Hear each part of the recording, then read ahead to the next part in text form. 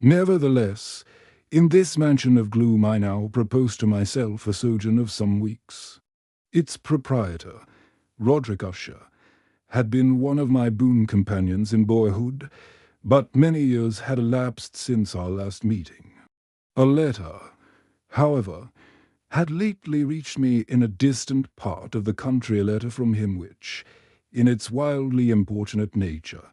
had admitted of no other than a personal reply. The MS gave evidence of nervous agitation.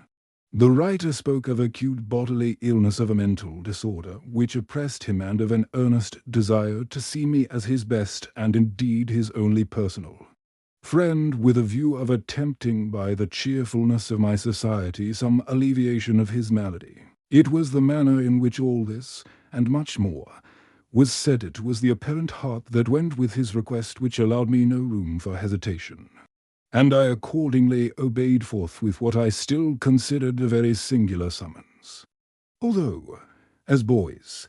we had been even intimate associates, yet I really knew little of my friend. His reserve had been always excessive and habitual. I was aware, however, that his very ancient family had been noted time out of mind for a peculiar sensibility of temperament, displaying itself through long ages in many works of exalted art, and manifested of late in repeated deeds of munificent yet unobtrusive charity, as well as in a passionate devotion to the intricacies, perhaps even more than to the orthodox and easily recognizable beauties, of musical science. I had learned, too, the very remarkable fact that the stem of the Usher race, all time-honored as it was, had put forth, at no period, any enduring branch. In other words, that the entire family lay in the direct line of descent, and had always, with very trifling and very temporary variation, so lain. It was this deficiency, I considered, while running over in thought the perfect keeping of the character of the premises with the accredited character of the people, and while speculating upon the possible influence which the one, in the long lapse of centuries,